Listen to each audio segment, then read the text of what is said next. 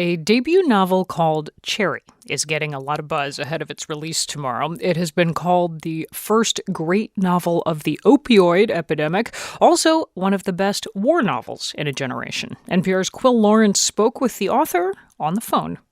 Nico Walker is in jail for robbing banks. This call is from a federal prison. All right, good. We got that out of the way. He can use the payphone for 15 minutes at a time, and then he has to wait half an hour. It took a while to do an interview. And that's also sort of the way he wrote his novel, Cherry, on a typewriter with 100 other guys looking over his shoulder. It was something that I was doing, while I was locked up, something to pass the time, but I wasn't planning to write a novel, autobiographical or anything like that. But it's pretty autobiographical. The narrator and his college girlfriend fall into what they know is love, but also know won't last. He drops out of school and joins the army. Here's Walker reading from his novel over the lousy prison payphone. We would get married before I went to Iraq. She brought it up this time. She said it made practical sense.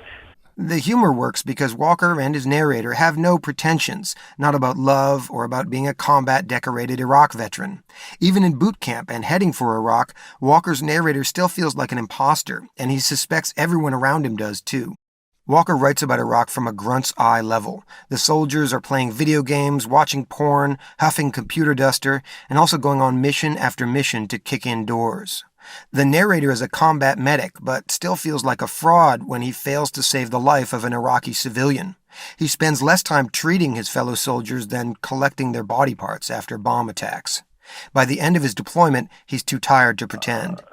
The worst possible outcome was to get killed at the end, after all the bull.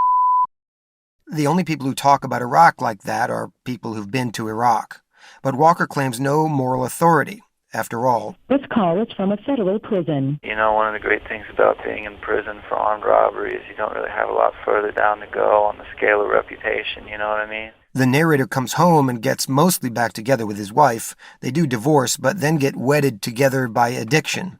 First to pills, and then heroin. And without any money or any dignity left, and without much to go for him except a relatively cool head around guns and a total insensitivity to lawful behavior outside a war zone, well, you can see where this is going. I had a theory.